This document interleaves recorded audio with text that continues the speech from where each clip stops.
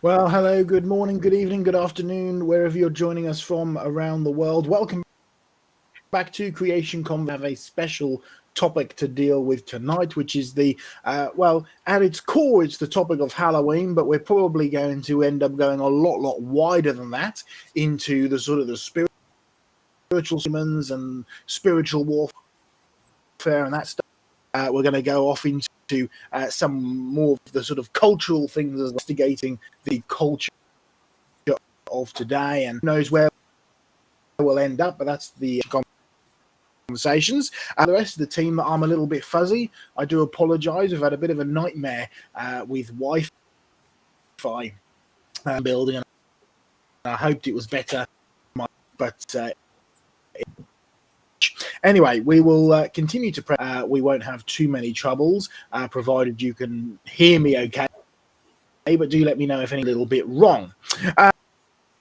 We've got Jake here, we've got Diane here, Steve is also here tonight. He's looking at everything in the background, and I've just realised that before we do discussions and everything, before go live, we have a big chat, a big meeting that we're going to do things. But one thing we didn't decide on is when are we creation headlines? Should we kick off with that? Should we hold that for later? What do you think, John? Well, I think it's probably a good time. Give Diane a great thrill. Give the world a spectacular start. Do it now. Do it now. Okay. Well, you'll remember that it was actually a few weeks back that we start doing these creation headlines. They've now become a true feature of the show.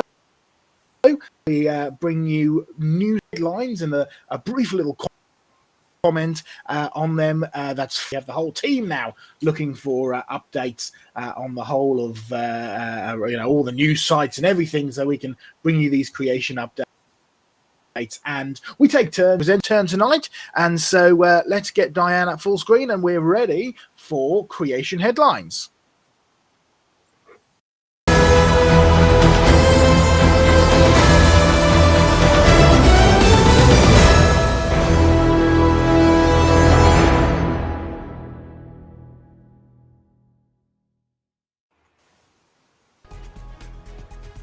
Yes, here are some headlines from creation-related news stories in the recent week or so.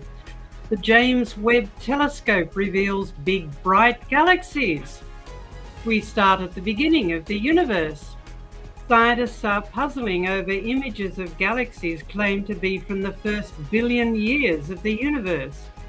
These early galaxies are too big and too bright to be explained by current theories of the evolution of the universe, so scientists are debating how they can modify their models of galaxy formation.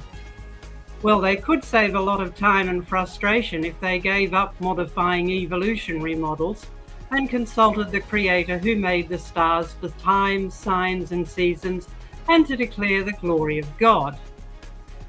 And from outer space to Earth, an ancient meteorite was a giant fertilizer bomb. Scientists studying a massive rock in South Africa claim a giant meteorite up to 58 kilometers or 36 miles in diameter slammed into the Earth 3.26 billion years ago. It made the sea boil and plunged the Earth into darkness. But it was also a giant fertilizer bomb, delivering key nutrients, including iron and phosphorus, that boosted the evolution of life on Earth.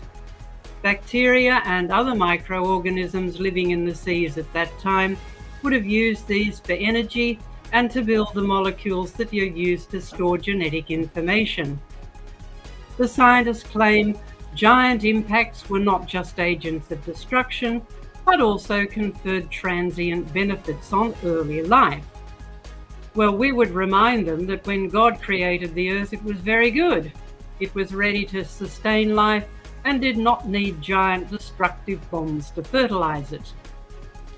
From big things to small things, the world's tiniest dinosaur egg. Scientists have found the world's tiniest dinosaur egg near the Chinese city of Ganzhou. The egg is 29 millimeters long, and it belongs to a previously unknown species of dinosaur, which has now been named Miniulythus ganzouensis, and that just means tiny egg from Ganzhou. It reminds us that not all dinosaurs were monsters. And still on the subject of dinosaurs, a feathered dino flapped as it ran, according to scientists in South Korea, who claim to have found footprints that reveal the transition from running to flying as feathered dinosaurs evolved into birds. They found a trackway containing 3 footprints made by a tiny sparrow-sized dinosaur, which is believed to be a relative of Tyrannosaurus rex. The footprints are too far away to be made by single strides of a running dinosaur, so the scientists concluded it must have been lifted off the ground by flapping its wings. No fossils of wings or feathers were actually found near the footprints, so we can only conclude that these existed in the researchers' minds and not in the rocks. And finally, an item about the end. That's the end of life. Why do we die? Nobel Prize-winning scientist explains to readers of the Daily Telegraph. A Nobel Prize-winning scientist who describes some new technologies that slow the aging process. Venki Ramakrishnan, who won a Nobel Prize for studying cell components named ribosomes, explained the aging process in this way. As we age, our DNA is damaged, our cells stop functioning normally, and they secrete molecules that cause inflammation. This may explain why we die or how we die, but not why we die. In fact, death came into the world due to human sin, and no technology is going to solve that. The real solution to death is with Jesus, the Creator, who is also Judge and Saviour. And that's Creation Headlines for this week.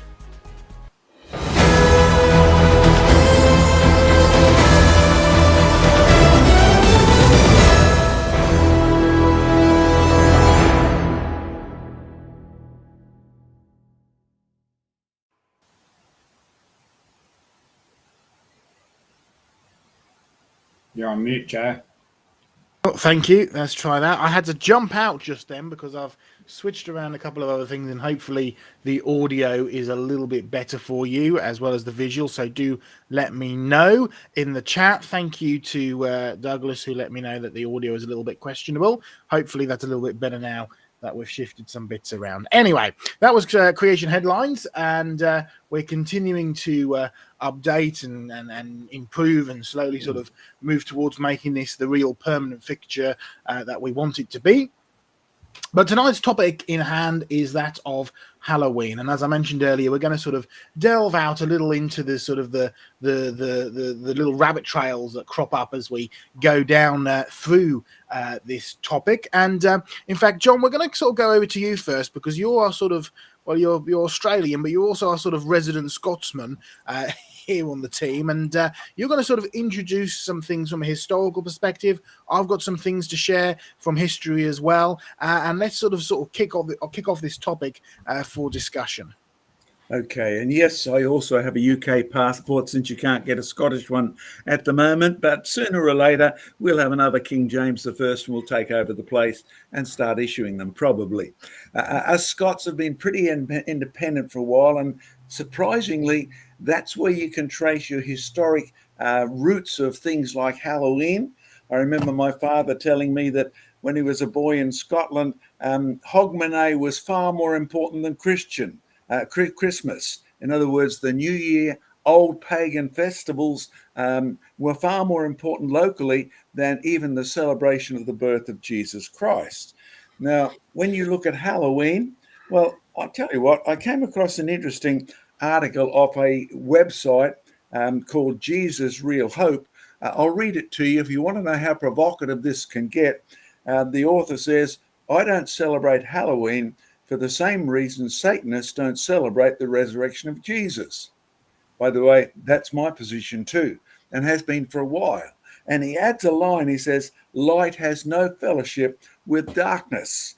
And if you caught on, then I'll tell you what, he's sort of quoting the Apostle Paul, how light can't mix with darkness, good can't mix with evil. And those who are true Christians out there look first of all at anything what's the good side of this? What's the bad side of this? Is it evil? I mean, I was in a place the other day and it's covered in posters that say Happy Halloween. Now, I sort of shake my hand and think, you don't know what you're talking about. Me being a Scotsman, and yes, when I went to Scotland and well, I've been there many times now and filmed the Origin of the Races series. Some of you have seen that. We did 3 parts to that, one a general university lecture, then the Origin of the Races on myths and legends, and then on skin colours. But as part of that, we finished one section in Scotland where we looked at some of the traditions that are there. And one of them is Halloween. I mean, the other things like eating blood haggis. Yes, my dad grew up loving haggis. I've had plenty of debates with Scottish people out here on whether you should or shouldn't eat blood, because you see, the Bible says don't do it. And the Bible says God said don't do it. That's enough authority to me. Now, you can ask why or why not, but the fact is the Bible quotes God as telling the people after Noah's flood they were free to eat meat, including pigs. Yes, I know many of you don't like eating pigs, but in reality, Jesus or God told Noah that he was free to eat all the creatures, and he didn't exclude pigs or camels or some of the creatures that later Israel was excluded from, but they were not to eat the blood. Okay, so that's my rule. It's obviously the guy who writes Jesus' Real Hope, and good on you, mate. We agree with you on that. He says, I don't celebrate Halloween for the same reason Satanists don't celebrate the resurrection of Jesus Christ. And he's absolutely right. I mean, I've spoken to Satanists who've been converted, and they've shared how they spent all their time penetrating churches to try and bring them down. They had a goal of destroying the Church of Jesus Christ. Okay, now I'll tell you some of the things that I've found. Being of Scottish extraction, the missionaries arrived in Scotland from Northern Ireland. It's not far across to Scotland there. You can stand in Northern Ireland and you don't even need binoculars to see Scotland. So on a calm day, you can make it across even in a small boat.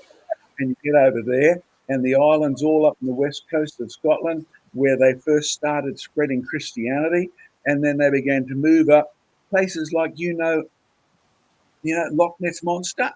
In fact, some of the stories about the missionaries coming involve the Loch Ness Monster. And I'm not surprised, because, you see, when God brings the gospel into places that haven't had any exposure to the gospel, you historically, as well as in the present, come across things that you say, that's miraculous. It is spectacular. And it seems no different when the Christian missionaries arrived in Scotland. You get the story of one coming up the west side of the Loch Ness, coming across a local chieftain who's in trouble with a big monster, and the man commands the monster to cease and desist. And the rest of the story is it did.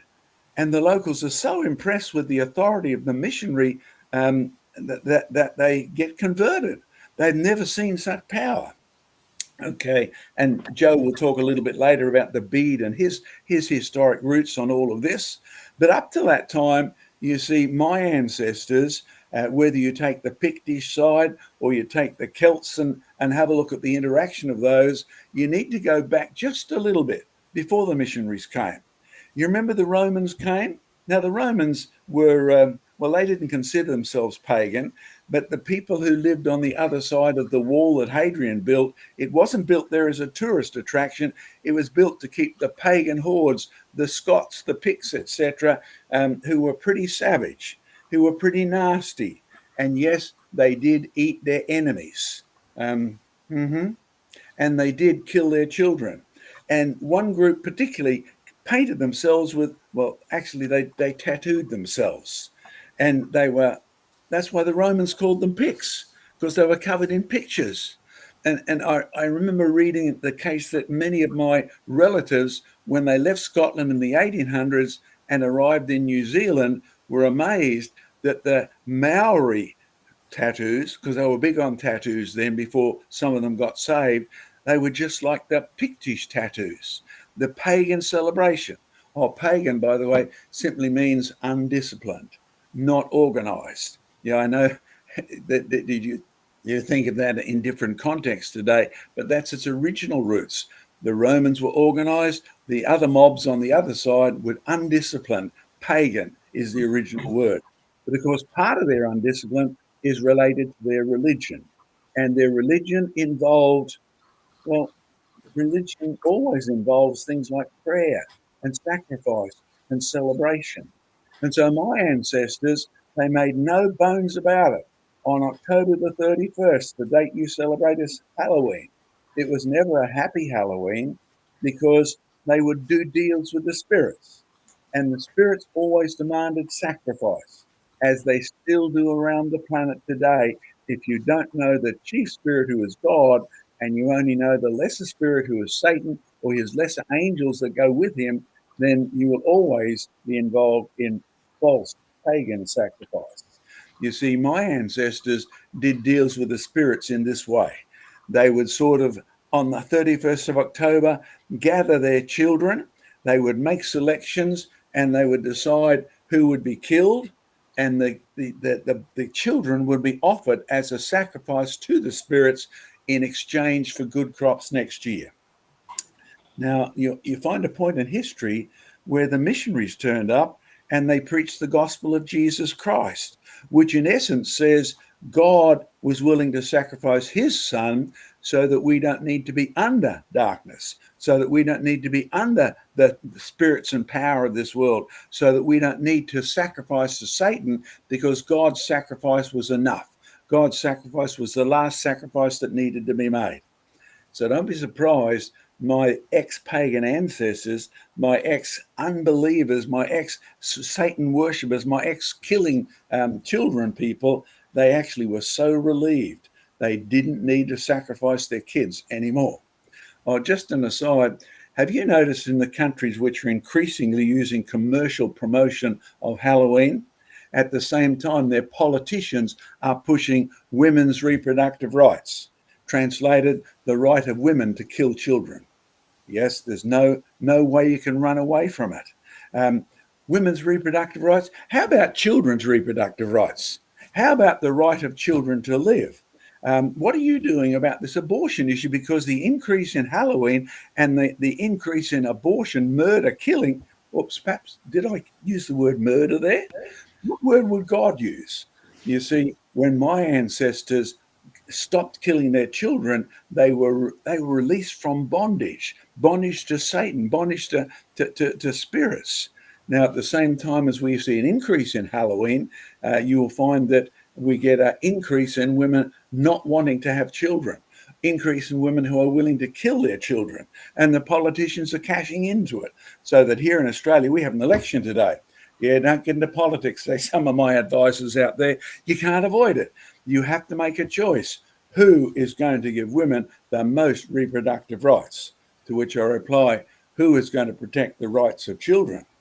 The only answer is the one who came to die in their place. Yes, Christianity involves a father sacrificing his son, but the good news is that son rose up again and is currently here. Now, before I hand back over to Joe, have a look at our Origin of Races series. Of course, you'll see that shot where we've got me there and we're talking about the death and resurrection of Christ in the context of Halloween. There are other tragic sides of it. You see, most parents don't want to sacrifice their kids who are sort of over 5 or 6 or 7 or 8. They don't want to do that. So we would sort of do deals with the devil. We would raid other people's families and steal their children so that we could kill their children and we wouldn't kill our own. Yep, it's amazing what you can use to justify the murder of others if you want to protect yourself. So when you have a look, this whole Halloween originally is not a holy festival. You get the Catholic Church and the Orthodox Church building this up into something that it never ever was, trying to disguise its real roots. And that will come up later in the discussion.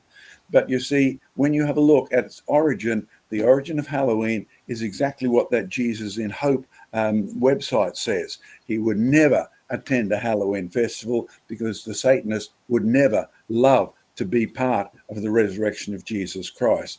Light and darkness are separated. And the Bible says, if you're a Christian, choose light. Don't choose darkness. if you're a pagan, then you'd better get out of the darkness and choose light, because eternal darkness, which is hell, then you're in serious trouble. Now, just one little commercial here. I've been reading the chat down there, which is getting interesting. But Alan, I see you're in Queensland.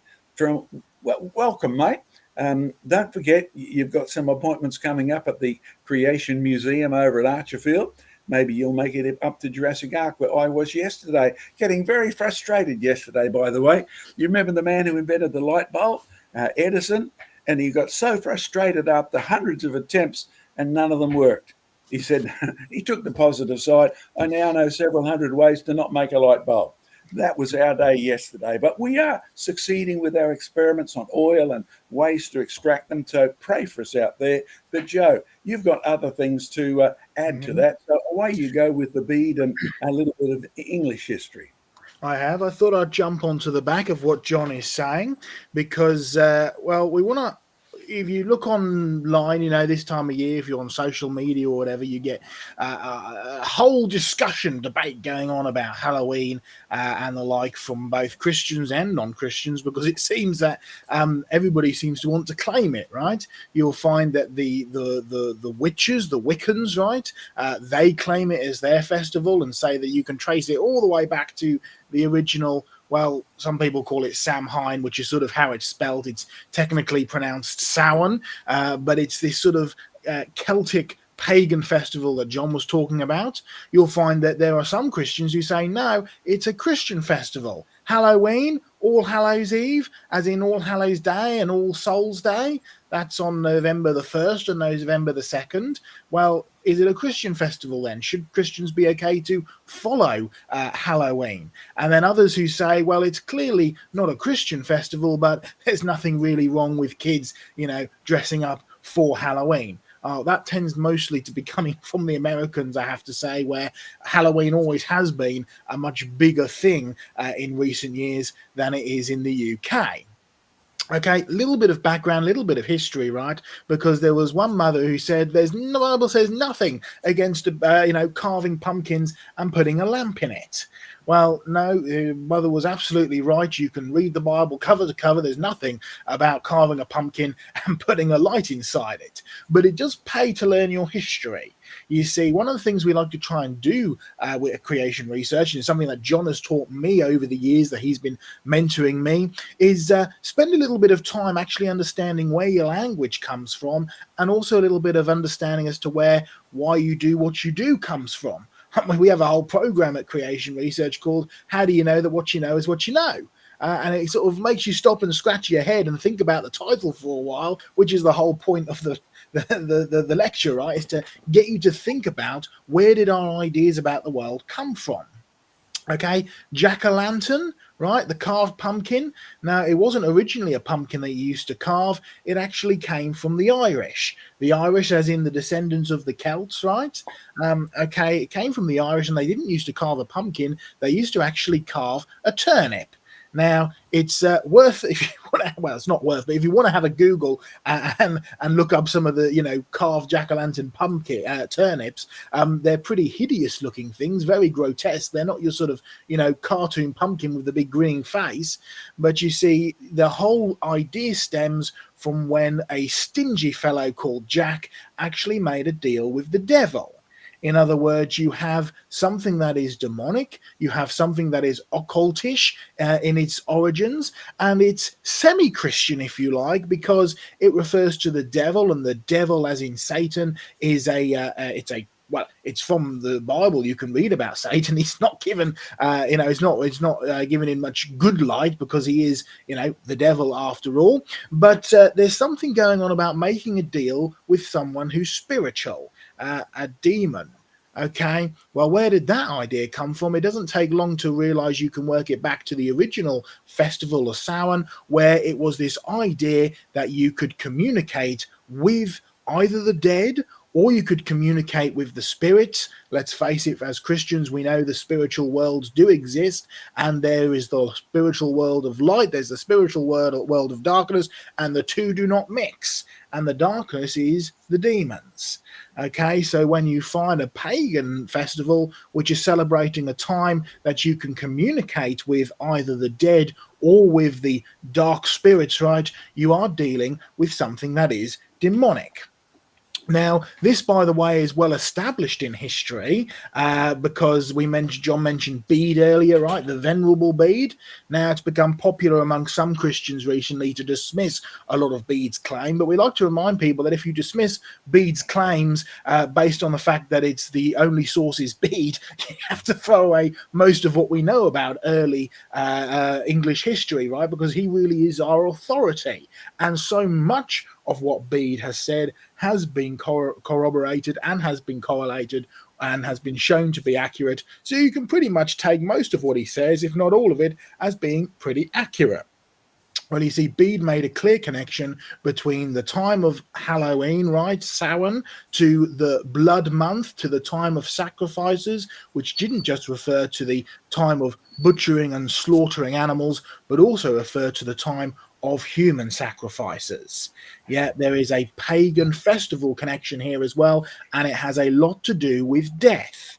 Now, the Bible doesn't talk about carving pumpkins, but it does have a lot to say about death. It does have a lot to say about the shedding of blood and the shedding of innocent blood, and it also has a lot to say about witchcraft. I mean, permit not a witch to live. That's pretty definitive on what God's opinion of witchcraft is. But even in the New Testament, that's an Old Testament thing, right? Even in the New Testament, we're told to not have any association with darkness. Even with things like Paul talks about in Galatians, where you have this question about things being sacrificed, right, to the gods. And Paul is basically saying, well, if you partake in this, there's nothing necessarily wrong about it, because at the end of the day, this is just some meat that's been killed and it's been, put on a fire. But the reality is, if you are participating in things that have been sacrificed to gods, you are dealing with demons. And I want you to have nothing to do with demons at all. Yeah, you see, the spiritual world is very real, and we might go into a bit more about this later, and we need to be very careful and very aware as Christians not to let the idea of demons sort of rule over us or scare us into submission or anything like that, but we need to have a recognition that the spiritual world is real, the demonic world is real, and we are called by God to be set apart from that. The reality is, are you going to be condemned to hell as a Christian if you carve a pumpkin? Well, no, there's for sure, right? That's not what we're saying here, but we are saying it does take some discretion to actually work out what does God want us to do and what does God actually want us to participate in. The other point that's worth making is this term Halloween, right? All Hallows Eve. Well, All Hallows Eve implies that there's an All Hallows Day, which there is, right? It's on the 1st of November. That's All Saints Day, if you like. But in the Catholic calendar, you don't just have All Hallows Eve and All Hallows Day, you also have All Souls Day. Now, one Christian Catholic who was on the social media that I was sort of following through, he made the point that, well, you see, Halloween has to be a Christian festival because it's referring to All Hallows Day and All Souls Day, which is a reminder of us to remember the dead, but also to pray for them. Now, you see, the Bible has something to say about that as well. There's nothing wrong with remembering the dead, right? We're coming up to that time of year when, in Britain anyway, I believe you do in Australia as well, we remember the dead, those who have fallen, right? We wear a poppy, and we are grateful for the people of the past who have made sacrifices for our freedom. Now, there's nothing wrong in remembering the dead and remembering the people who have died.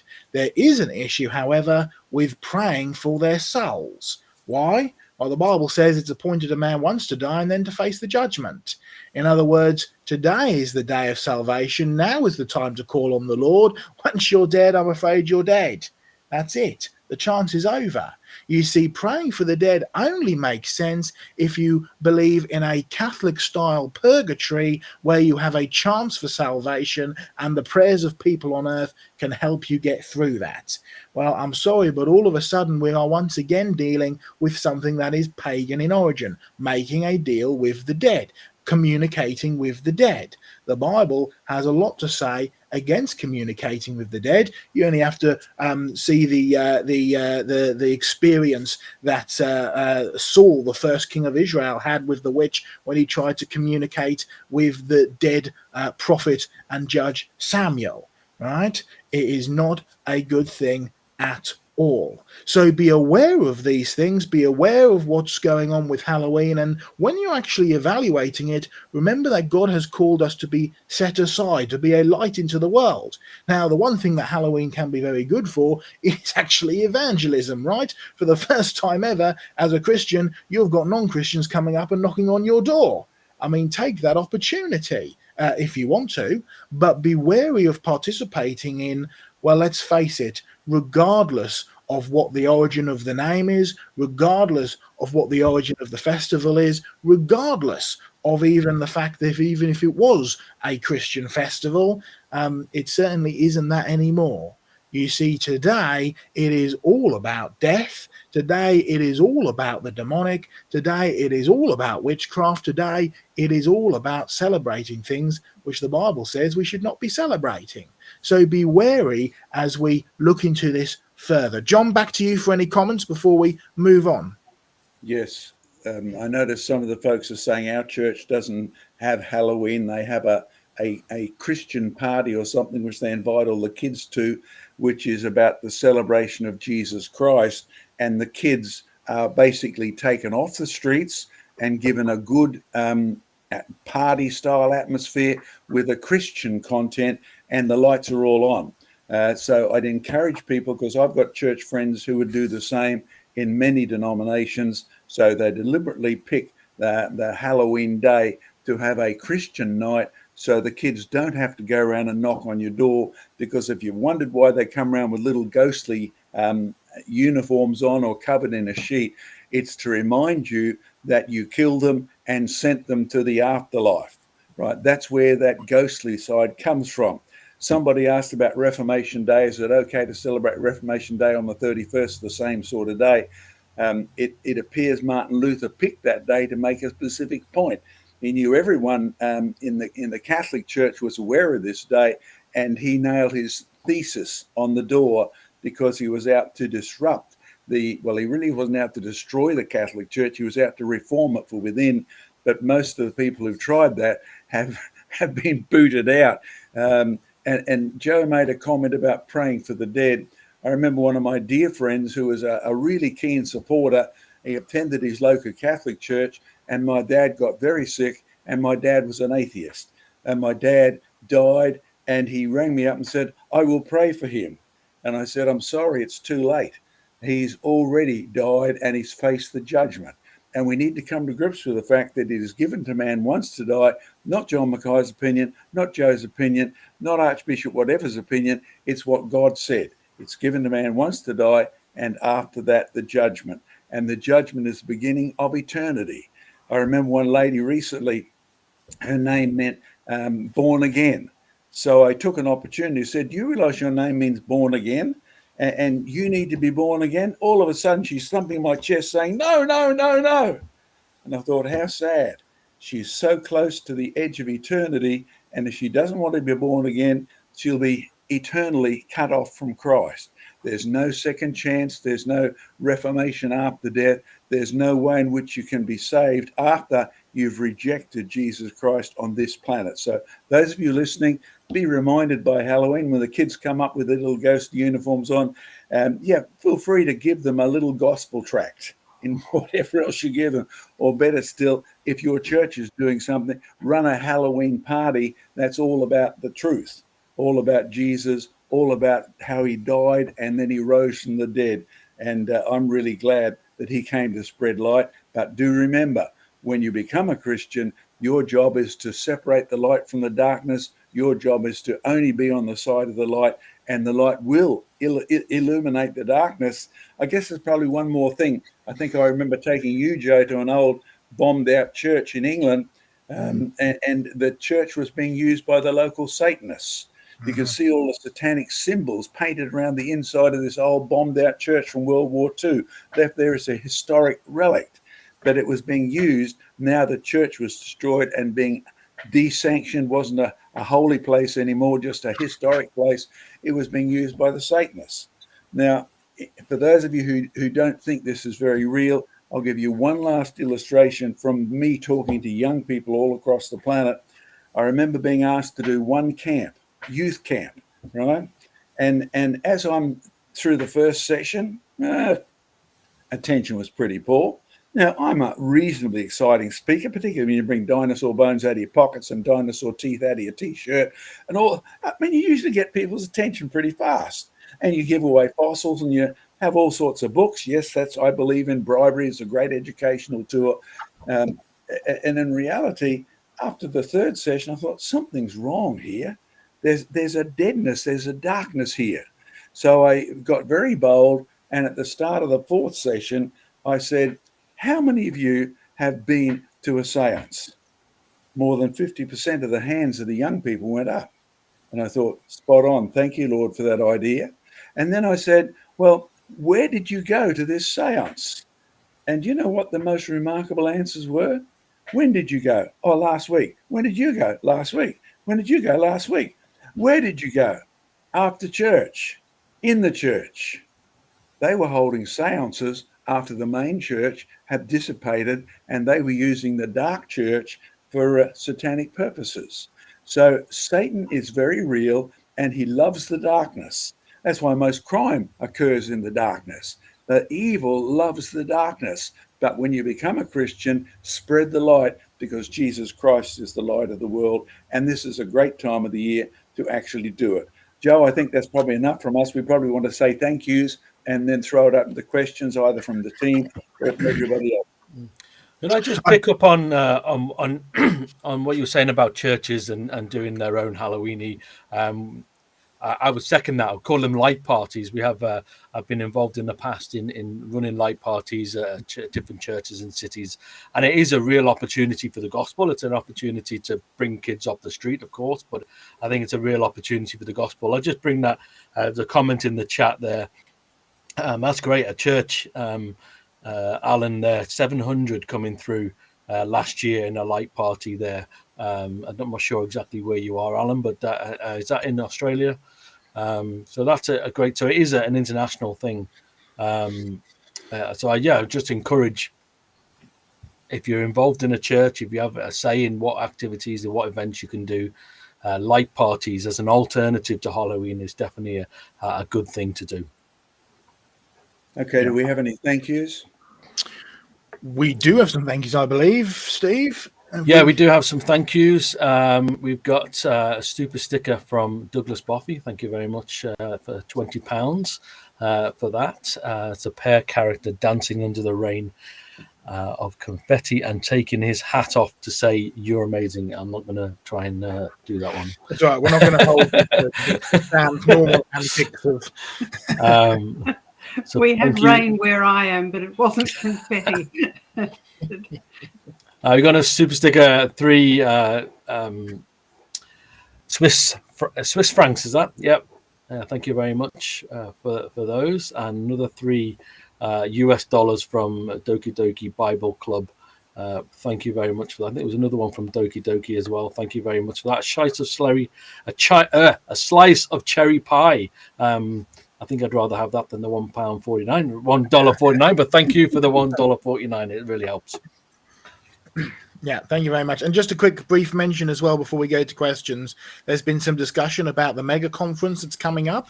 That is coming up next week, which is a worryingly close amount of time away, because here in the UK we've been busy preparing. Yep, there's the early bird offer has ended. I think that's an old caption. Sorry, an old one. The early bird offer has, well, if you just put it up again, the early bird offer has ended. But if you can actually go to answersandgenesis.org, there you can still book. The tickets are still open right up until I think the day before, which is the 30th of October. So it starts on the 31st of October to the 2nd of November. Ken Ham and Martin Isles will be speaking alongside myself and the likes of Professor Steve Taylor, Professor Andy McIntosh. It's based in the West Midlands. In West Bromwich, so if you can come along, please do, because Steve, the whole team, you and I in particular, have been very busy preparing for this conference. What are we going to be doing at the conference? Yeah, we're going to be doing a mini museum exhibit. We were grateful yesterday for a load of volunteers to come and help us move a lot of the panels that we've assembled and deassembled now to take with us.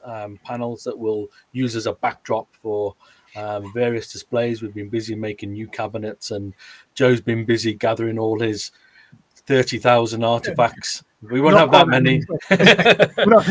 We have not taking that many. We're not taking. Yeah.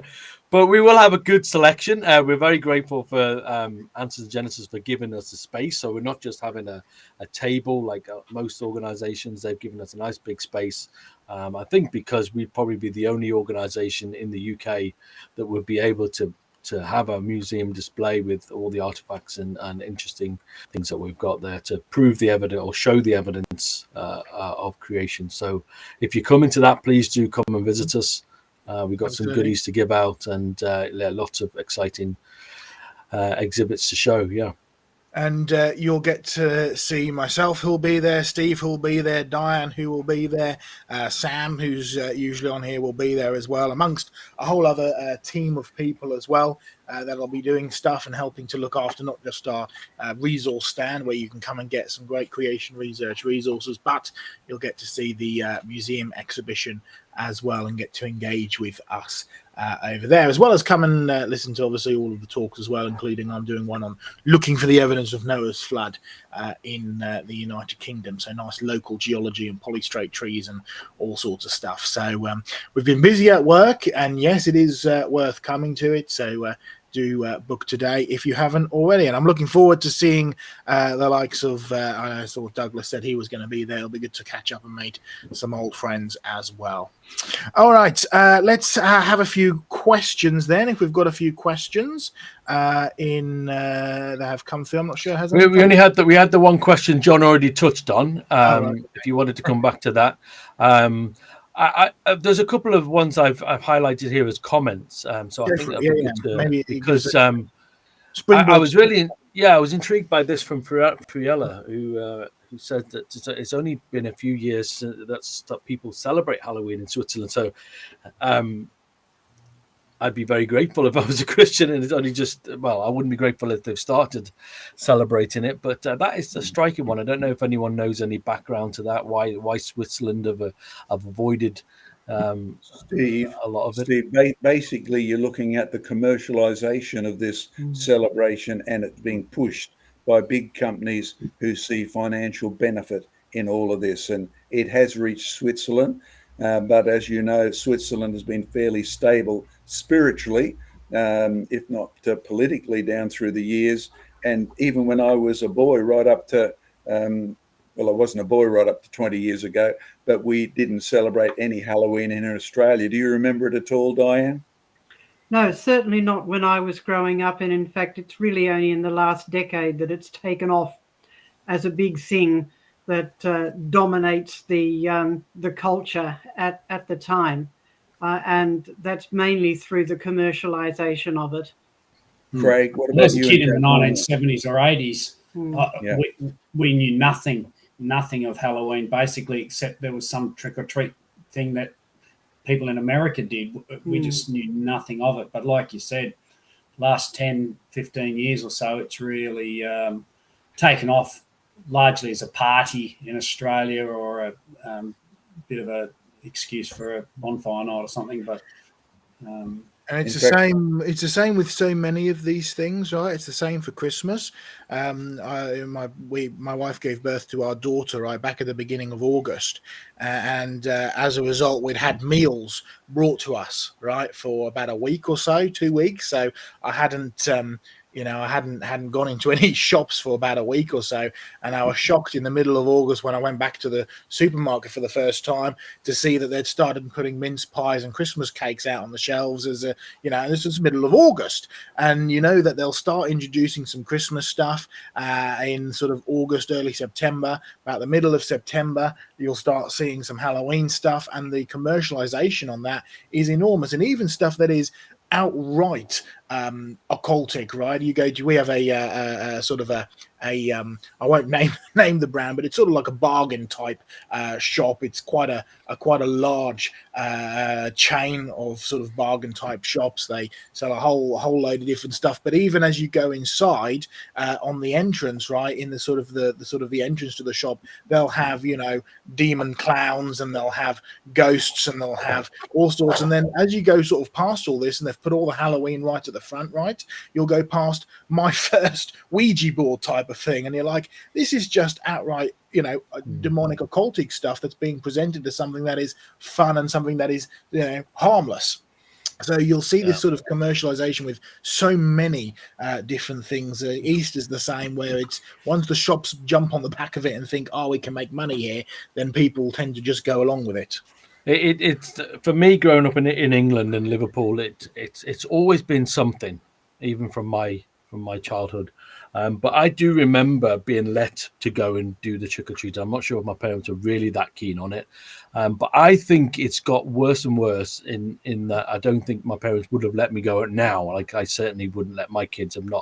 We are always said to our kids, we don't do Halloween. Even in school, we have issues with teachers doing activities, and I've discovered one recently, and I've just said, no, I don't want my kids involved in that. But I just think it has got worse. So when I grew up, it was, you know, funny ghosts and just kind of spooky stuff. But now it's as you say, Joe, the stuff that they're coming out with, it's a lot of it's more gruesome. It's there's more blood, there's more gore. It's just far worse. Last year was the first. Sorry, you go ahead. I was just going to say, last year was the first time. This might surprise our American viewers, but last year was the first time I ever saw in our town trick or treaters going around, and they could only go to places that had balloons out the front. That people would say, yeah, we're participating in this, put balloons out the front, and the kids would go around and knock on their doors. But that there was very few places I noticed in town that would actually do that anyway. So. Yeah. What I would also say, we live in the countryside now, so we don't get anybody draping up in the middle of nowhere. But when we did live in the city, what I did do is we often would have bags of sweets, and we would have Christian tracts about Halloween, so that if we did get kids knocking on the door, we would use that as an opportunity, and we wouldn't say, hey, it's great what you're doing, but we would say, look, do you realize what you're really doing? And here's some treats, sure, but here's a tract as well. So people might have different views on that, but I think it is an opportunity if the trick-or-treating does happen. Well, as the most senior citizen resident at the moment on this program, the only pagan stuff we used to use in Australia was our celebration of May Day, with the May Day dances and the flowers. And even then, the parents would complain that this was a pagan relic. Now, I had no idea whether it was or it wasn't, but I just hated having to hold the girls' hands and dance around and all that sort of non-boy stuff. So I'm pleased to say that sort of died out in public life, but it's been replaced by something worse. And that is the Halloween stuff in the last decade or so. Craig, I believe in a little while, when we finish this section, you've got a slideshow to show us on increasing paganism down under. That's correct? Yeah, in Tassie in particular, yeah. Just Tassie, right, okay.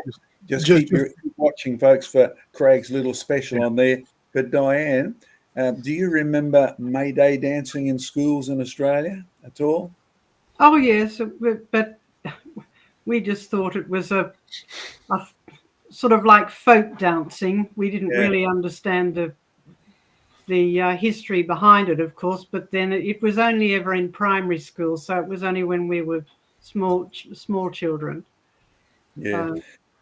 I have to laugh at Shoggywa's comment. Now we have Welcome to Country, and this is really true for those of you who've been to Australia, and probably get absolutely amazed when particularly airlines like Qantas will actually announce a traditional owner's rights to Australia and Welcome to Country. But if you look at the Welcome to Country, where they absorb, blow and breathe in the smoke, they are spirit representatives. Welcome to Country. Country's not the land that you're thinking of. country is the demons and the powers of the past that control the people. This is a demonic celebration, and as it increases, then you will see increasing demonic behavior of the people, whether it's the women who think they have rights to kill their children, or the politicians who go for rights over children. They want people who vote, not children who can't. So have a look at the increasing paganism in mainstream society, whether it's America in the current election, Australia, Queensland today in the election. Look at your choices and look at the education choices that are offered by governments and education authorities. John, just to go on the back of that, just for some clarification, this sort of welcome to country, right? This is the sort of the supposed reference to Aboriginal rights that are in Australia, but you've also got something else which you and I have talked about, you've told me about, which is the smoking ceremonies, and even to the point where this is now becoming part of certainly like government meetings and stuff. They'll start with these kind of things, but this is now even creeping into churches as well in Australia. So just a comment on the smoking ceremony type of thing, and how how churches are even starting to get involved with this. Yeah, it's certainly true. The smoke, by the way, sort of, which is fairly ethereal, you can't grab it, you can't touch it, represents spiritual stuff, right? And you are taking it in and giving it out and communing with your ancestors, which is the worship of the dead, right? Now, whether you are shaking smoke around in a building or shaking it outside, ask, why are you doing this? Now, the average Aboriginal thinks that there's nothing wrong with doing this. This is the Aboriginal leaders, by the way, who are leading this, and yet it's a resurrection of paganism, a resurrection of the worship of the dead, of the wanting the dead, the spirits of the dead to come into you. And so there's absolutely God's forbiddance on that. I'm always amazed when I go to some of the Pacific Islands, and again, I'd remind you that I'm pretty sure it's still on streaming, our Origin of Races series, our History of Man series, our Real Roots, where we visit all these places. And some of the most delightful places in the Pacific are those islands that just got Christianity less than 100 years ago.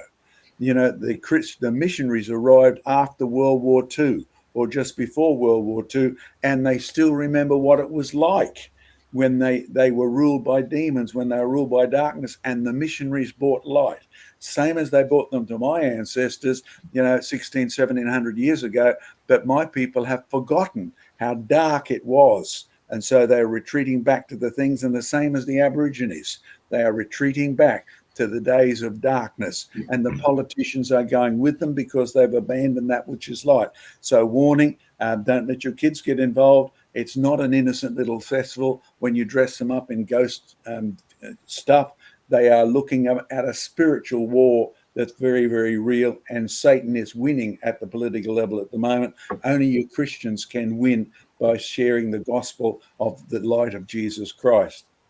When I went to Cunnamulla in outback Queensland a couple of months ago to an Aboriginal church, they didn't do Welcome to Country. They were a beautiful bunch of Aboriginal Christians, and there was no mention, no allusion at all to a Welcome to Country or any of that sort of stuff. So it was completely unimportant to them. All right, Craig, why don't you do your little presentation, because I think that would help the whole input that's here. Yeah, was Steve trying to get something up before that, or? Oh, yeah. Okay. No, go ahead, Craig.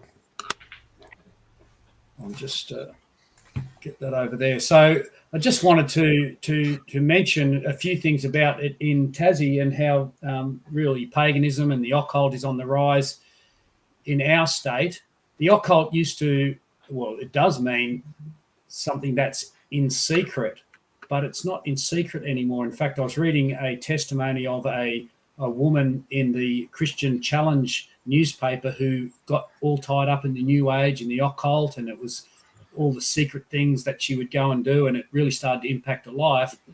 And then she started asking herself, why is this become so mainstream? It's in the supermarkets, in the big stores, you can see all this occultic stuff. And so she thought to herself, what's the opposite to this? And it just jumped out at her, it's Jesus Christ. And she was having so many problems in her life. She said, well, I'm going to look into Jesus Christ. And she did. and she found that that was the answers that she needed. So it's on the rise. It's in our shops, and this series of slides I've got is virtually completely from our national broadcaster, the ABC. So this is off their webpage, and it's talking about how witches, Wicca, and spells are part of a thriving pagan community in Tasmania. So we've got the New Age, we've got witches' covens here, crystal healing, tarot card readings, meditation things, and even a church in this local area a short while ago hosted it's an exhibition. It doubles as an exhibition centre, but it actually hosted a New Age type. I'm trying to think, what are they? The tarot card readers and all the rest of it were there as part of a festival in their church. I don't think they were necessarily promoting it, but using it as an opportunity to maybe connect with some of these people. Dangerous, I think, but we definitely have a growing pagan community, and one of the big things that's happened is probably since about 2017, 18, something like that, is this festival called Dark Mofo, which is held down in the southern parts of the state. It's also extended into the north here as well, but interesting headline on the ABC: plenty to worship at the altar of Dark Mofo. And I've looked at some of the photos associated with Dark Mofo, and some of them are actually from a page called Lucifer is Lord.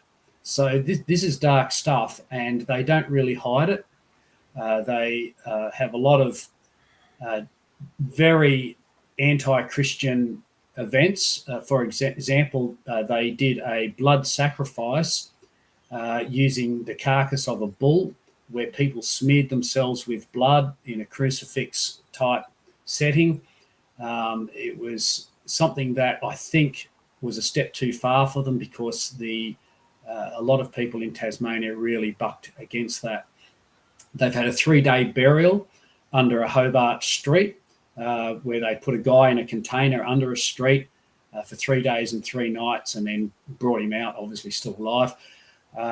And you can imagine the connections that they're trying to promote there. They burn effigies. They have a heavy metal bands, and one of the heavy metal bands that they've had is called Altar Defecation. It's all really foul stuff. One of the other things that they have, and they put throughout the city, is these upside down crosses. And that's Hobart right there. That's Mount Wellington, the prominent mountain at the back of the capital of Tasmania. And they have these upside down crosses throughout the city and in their exhibition halls. And as it says there, the Dark Mofo director says that provocation is a key part. It's embedded in the DNA of the festival.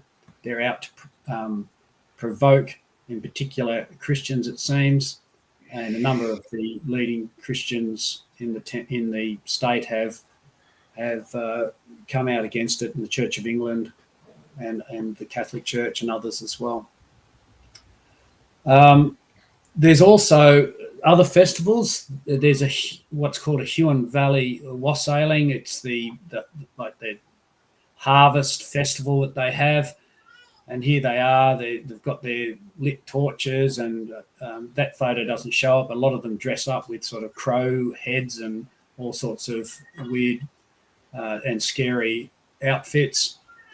And this wassailing, I think, is a Welsh custom. One of our UK members might like to comment more on it in a moment, but you can see the heading here of the ABC's report is that their purpose was to scare away evil spirits that could lurk in the orchard and do damage to the precious crop. Now, back in the 1970s, in the census data that we have from then, most people in Tasmania, approximately 90%, would call themselves Christian. In recent censuses, it's in the 30%. So there's been a massive decline in people associating themselves with Christianity. And so we shouldn't be surprised that we start to see an increase in these types of festivals. It's across the state, and even Halloween, there's a growing Halloween presence as well, as we've just been talking about. But even the local governments are sponsoring and promoting some of these Halloween events across the state. So it's definitely on the increase, and Christians have to find a way to promote the light. I think because we've been influenced by Christianity for so long, we forget how dark the darkness can get and the problems it can bring. This testimony of the woman I was just telling you about, who got caught up in the New Age and dragged down into demonic problems, that we forget as a community, as a society, how bad the dark side can get. And I'll just remind, we've mentioned this before, but I'll remind our viewers that in the northern parts of Australia, the Indigenous community has a festival called the Coming of the Light Festival, and there's a big white cross in the centre of Thursday Island, the main town up in the Torres Strait. And this week-long festival is a celebration of the coming of the missionaries and the coming of the light. And it's a huge community festival, and many of the Indigenous cultures remember how dark it was, but how light it became when the missionaries brought the good news of Jesus Christ. Now, just to finish off, here was a slide of a fella's T-shirt. I was on a tourist trip, and just to highlight how public this is all becoming, proudly portraying T-shirts like this, which is obviously a cross, but it's got like a demonic type lion's head on it.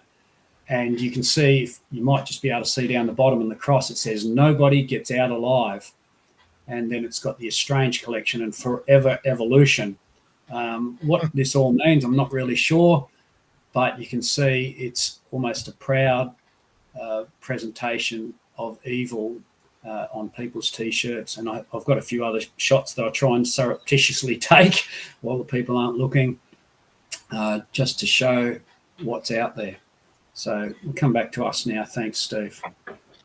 Just on the back of wassailing, that's become a sort of a thing in the UK anyway. That's sort of semi-historically connected with Christmas, right? 12th night, where you can trace that back to the Middle Ages, where the thinking was you go round door to door, drinking toasts, getting thoroughly drunk, which is probably not a good thing anyway, and singing songs, right?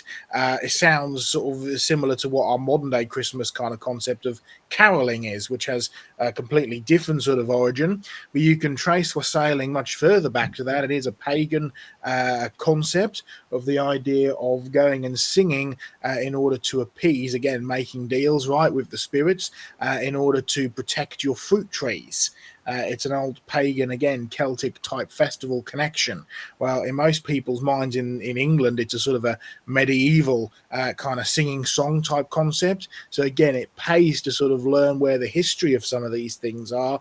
And when you're doing these things, are you actually doing things that are godly? Are you doing things that are bringing glory to God? Or are you doing things that actually have connections, certainly historically anyway, with some things that are ultimately anti-God and anti-Christian? So just a thought there on the back of that. All right, Joe, geologist Joe, I'm going to ask you some questions. In fact, Steve, would you blow me up to the whole screen, please, so Joe can see this clearly? All right. I have a rock here, Joe. It's sort of faintly purple. It's got hexagonal crystals. It's coming out of a vug that's been broken, a huge sheet of these. Can you identify this for the viewers, please? I suspect that's a quartzy type rock, amethyst possibly, or it's got impurities in it anyway. Quartzites of some description? It's definitely a quartz. And one thing I know, because I've spent a lot of time trying to find out how they do this. Hey, Steve, I didn't say put all the rest of them on. Leave me up there. Full screen, please, so everyone can see this. Now, Joe, when you heat that purple rock, you end up with this lovely crystals that have gone orange. What would you call this? It's also quartzite, but it's known as citrin. Yes, it is. Now, most people think you dig up citrin, which is true, you can, but in reality, most of our commercial stuff today is made from cheaper, less purpley amethyst. That's a very ghostly amethyst. And when you heat it, it changes color. But that's not the point I'm making. So back to everybody, please, Steve. Hey, Steve, you're getting good at this. This is great.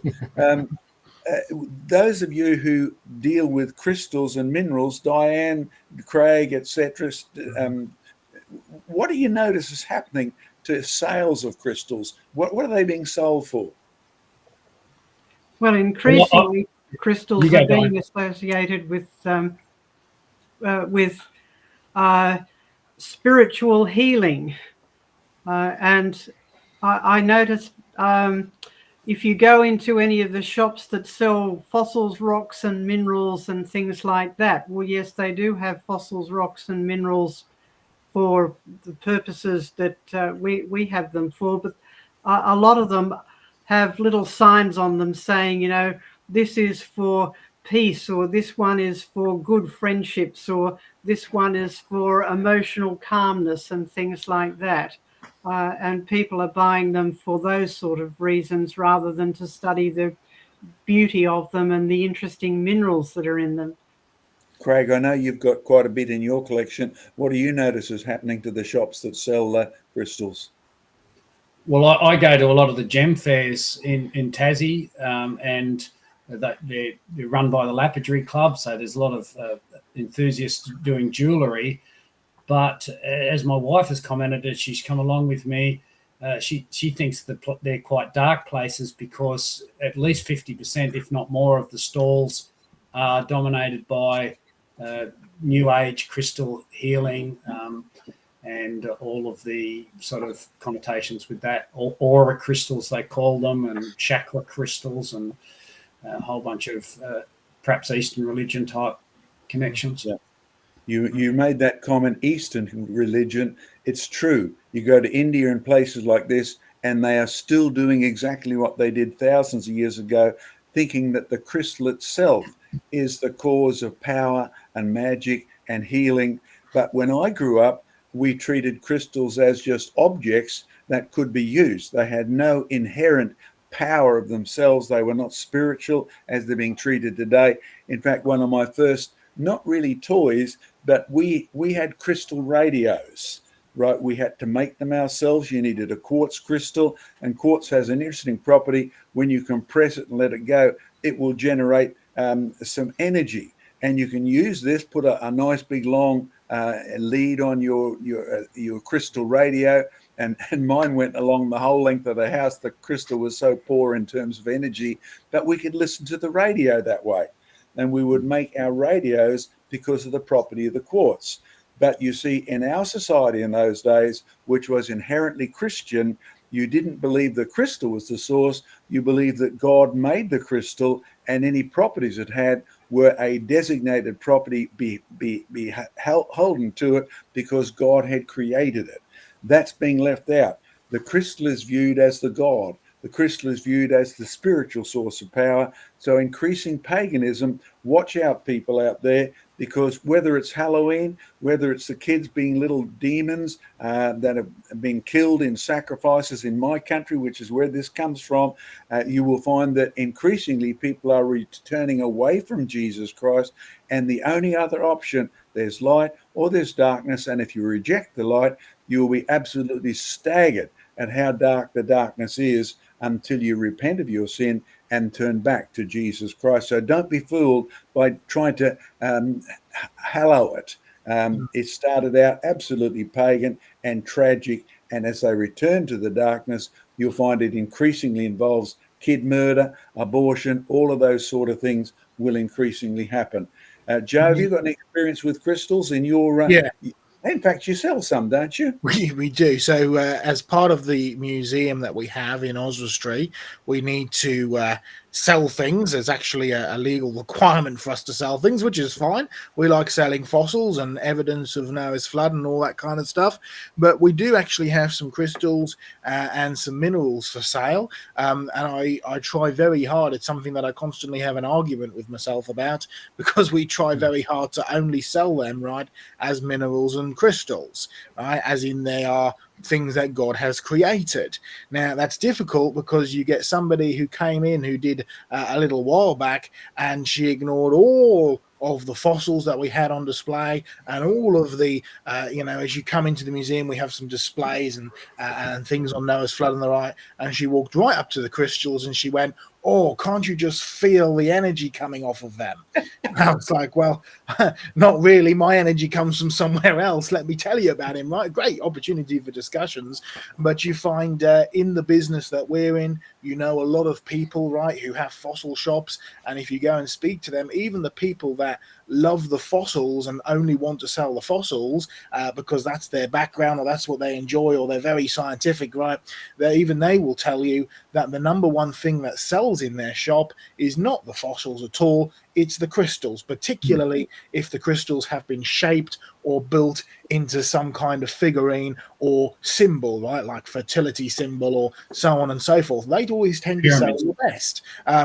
Pyramid or something that is supposed to help convey the energy into you or whatever, or the other ones, like when they're polished up into little palm stones that you carry around in your pocket in order to keep you calm or make you full of love or whatever. So it really is a big thing out there, even if people are not what you could call practicing witches, for instance, or practicing witchcraft. There really does seem to be this growing movement of new age acceptance of what is ultimately a pagan and a demonic concept, but this idea that these crystals have got inherent spiritual power.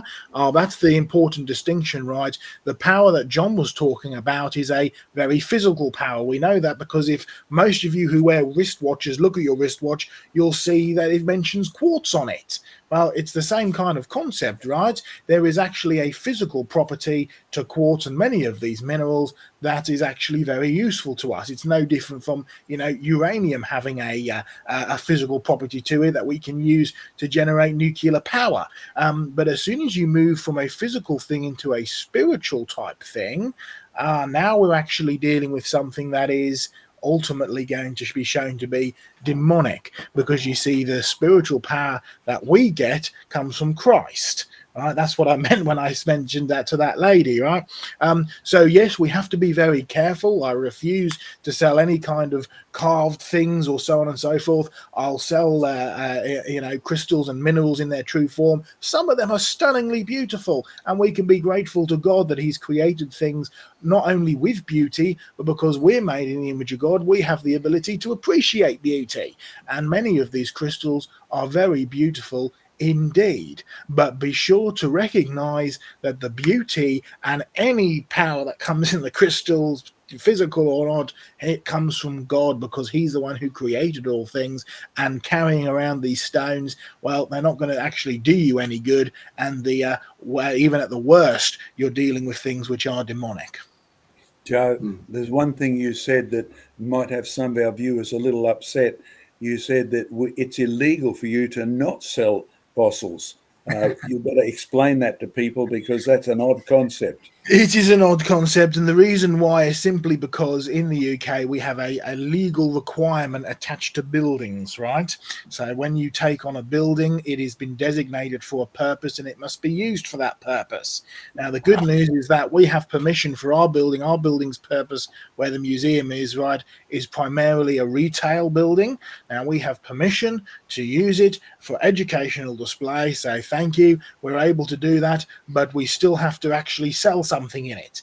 Well, that's fine, because we produce books with Creation Research, DVDs and all the rest of it, and we love to sell fossils that give evidence that Noah's flood is really true and that God really did create as He said He did. So yes, if you want to support Creation Research, you can come to the Creation Research Centre. You can buy some of your own flood fossils and books and DVDs and everything else as well. But yeah, we're able to have museum educational displays in there as well. There's one other thing you mentioned, and that was uranium. I actually go to quite a few places on field trips where I take groups, and I had to smile. My grandson goes to a youth group, and he came home asking me, "Do you remember somebody called?" And he named the person. I said, "No, I really don't." He said, "Well, he went on a field trip with you." Right, and so this becomes a reputation globally. But there's one place in particular that I take boys to, and girls as well, but boys are the main ones that have an issue with it. I said, look at the rocks, have a look at the plants growing on them. What do you notice about the plants? Well, every 10th or 20th plant has got a mutant. It's lost chlorophyll or whatever. You remember going up that little valley I took you up, Joe, in the USA and Tennessee, where there were mutant plants and loss of color and all of that. And I said, don't collect these rocks. And if you do, don't put it in your pocket, boys, because it's radioactive and it'll cost you big if you put this radioactive stuff in your pocket. So, yes, uranium does have power, but it's not spiritual. It's a physical power. It's being given off. In fact, back in World War II, the Americans were getting so desperate for sources of uranium for their newly invented nuclear bombs and things like that, that they even considered digging up this shale. I hate to tell you this, but there's many places in the world where you'll find microscopic amounts of uranium, probably as a result of the flood ripping up the earth, tearing the rocks that have uranium in them, bringing them to the surface, and now they are exposed at the surface, which previously they were probably just underground heating at the time of the flood, because before Noah's flood, no summer, no winter, even climate. And I suspect we had underground heating all year, supplied by radioactive materials, and God designed it that way, which, by the way, has another implication. Radioactivity is given off, the energy runs down, the earth has a fixed lifespan. Have you ever thought about that?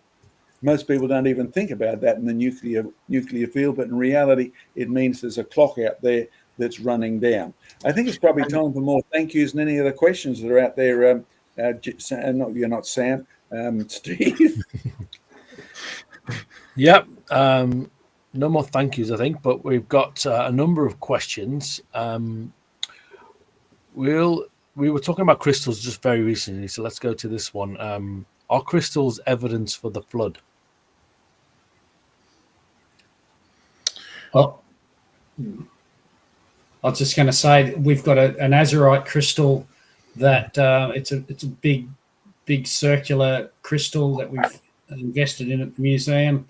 It's come from a geologist that runs a mine. It's a copper mine in the central part of Australia, and he talks about how these crystals are formed quickly under hydraulic pressure, under water pressure, deep in the earth, combined with heat, and it just the elements that are present, copper, not much sulfur, makes it blue azurite. So at least in that crystal, for example, that's it's a scientific paper that's been published, is quick formation.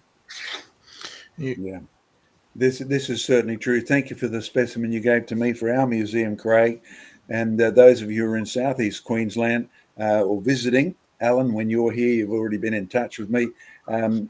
We have a new building up museum at Archerfield, not far on the south side of Brisbane, and it's got some fabulous stuff in there.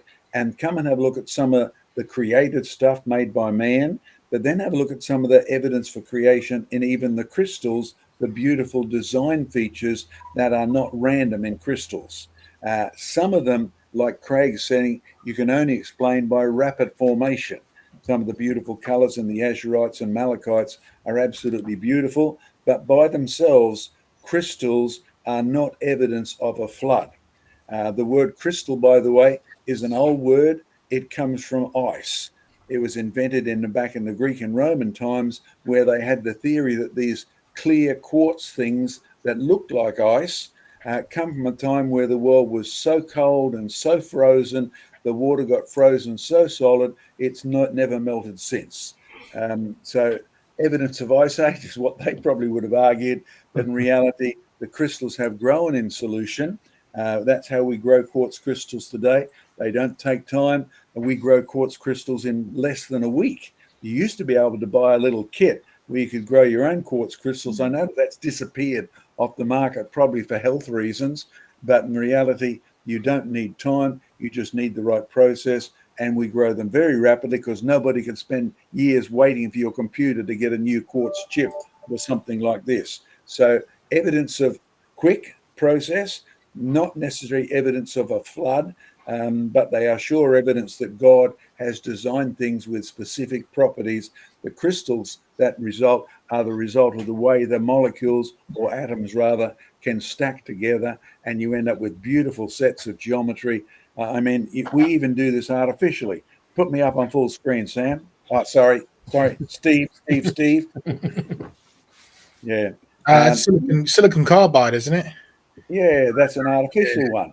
This is a result of a commercial process, but I tell you what, do the girls love it? I mean, we get huge chunks of it from the silicon carbide factories, and this is just leftovers, but it's beautiful stuff. I mean, look at it close up. Isn't that magnificent?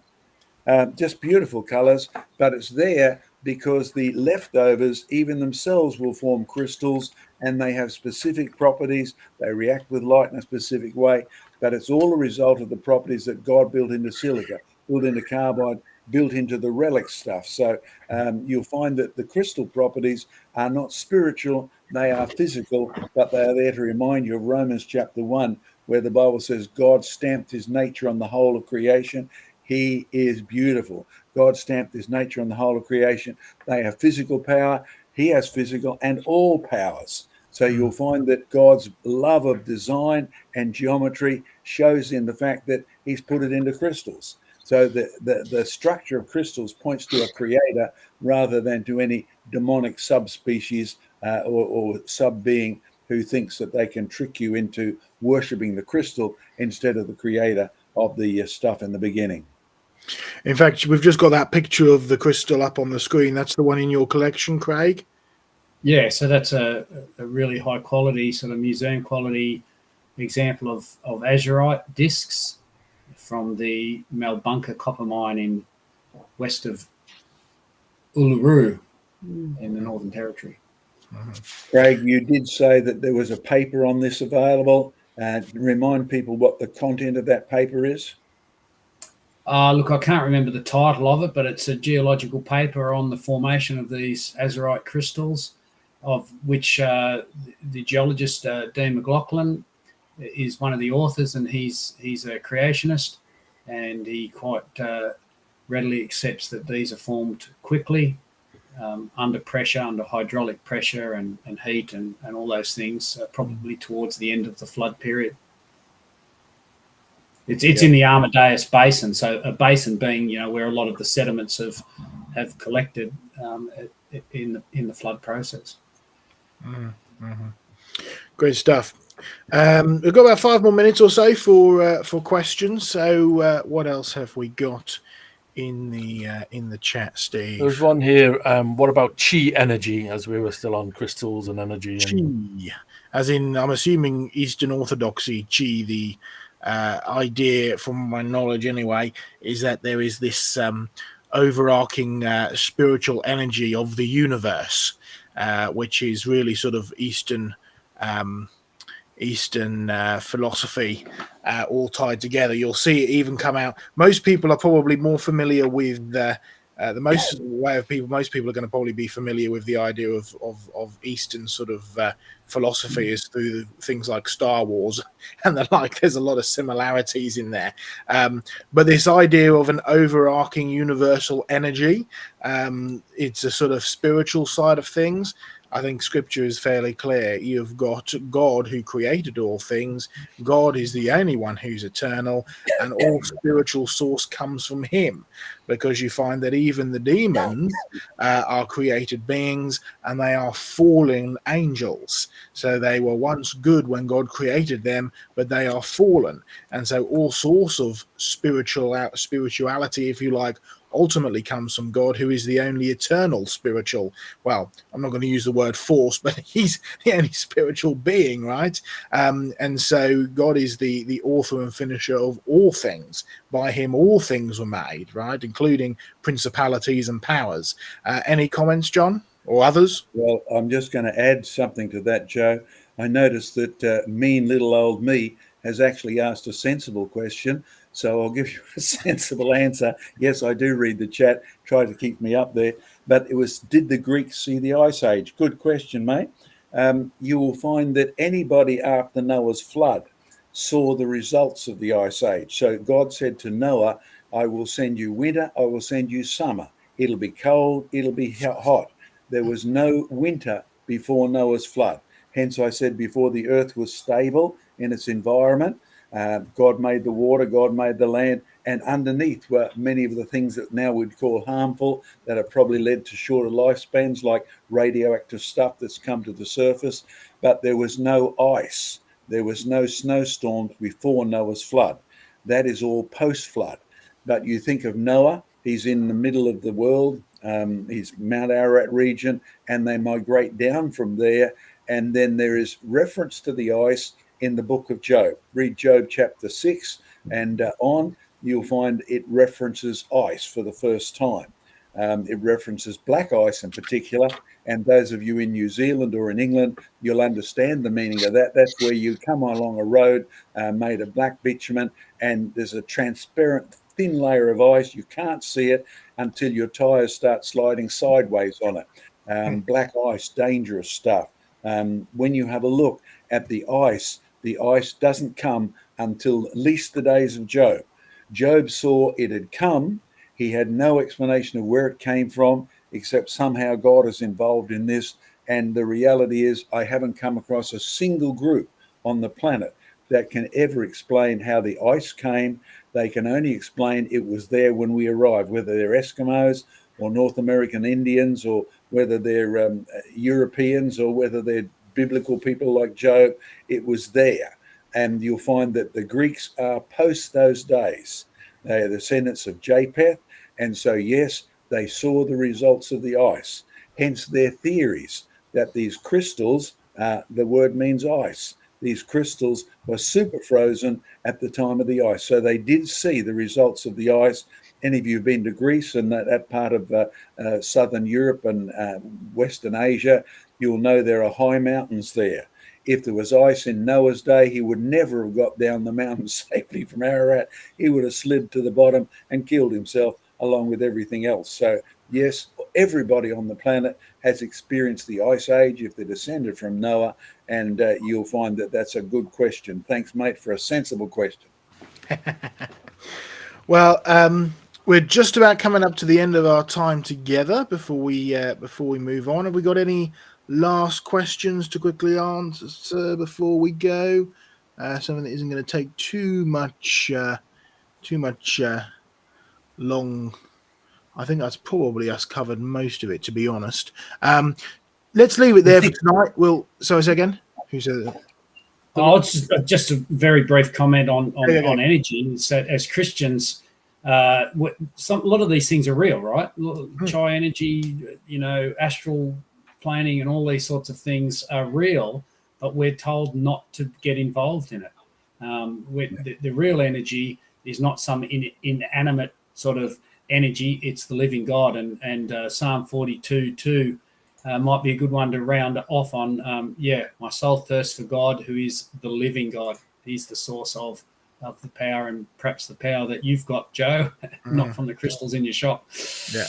It's also the psalmist when he says, I look up to the hills, where does my help come from? My help comes from God, right? A lot of us sort of envisage, we're out in the countryside, and I look around at the beautiful countryside, and yes, I recognize that God created all this, but that's not the point that the psalmist was making, right? The psalmist knew that what would happen is, as you would walk to Jerusalem, right, as you would do most of the time for Passover, you'd look up around, and all the hills would be covered in pagan shrines and pagan places of worship. And so I look up to the hills. Does my help come from this pagan power? No, it doesn't. My help comes from the creator of the heavens and the earth, right? That's where we as Christians need to have our focus on, right? Our focus does not come from shrines. It does not come from crystals. It doesn't come from the energy of the universe, chi or otherwise. Our power comes from Jesus Christ, who had enough power to break the power of sin and death, which is where we get our salvation from, right? He's the creator of all, and he's the one that we can rely on. Well, I better wrap it up and finish it up there. A warning, we are not here next week. The reason we're not here next week is because half of us, anyway, over half of us here, are going to be at the mega conference, and that runs on quite late into the evening, and we haven't got enough time in between to get everything sorted out. So we're not here next week. We'll be playing something in lieu of Creation Conversations, which we will put up and announce what that will be in a little while. But we will be back the following week, where we will be discussing the mega conference and some of the displays that we did and some of the things that we did there as a nice sort of round table conversation. So do join us for not next week, but the following week, and we will see you then. And we've got a nice treat as well, because the week after that we're going to be doing a special program all about amber, including looking at some, well, there's another supposed healing thing with amber, but we're going to be looking at amber scientifically as well as in relation to God creating it and judging the world with a flood and all that kind of stuff, as we look into fossils that are in amber and the formation of amber and so on and so forth. So join us in 2 weeks' time as we start up Creation Conversations once again. Until next time, folks, goodbye, God bless, and we will see you very soon. See you later.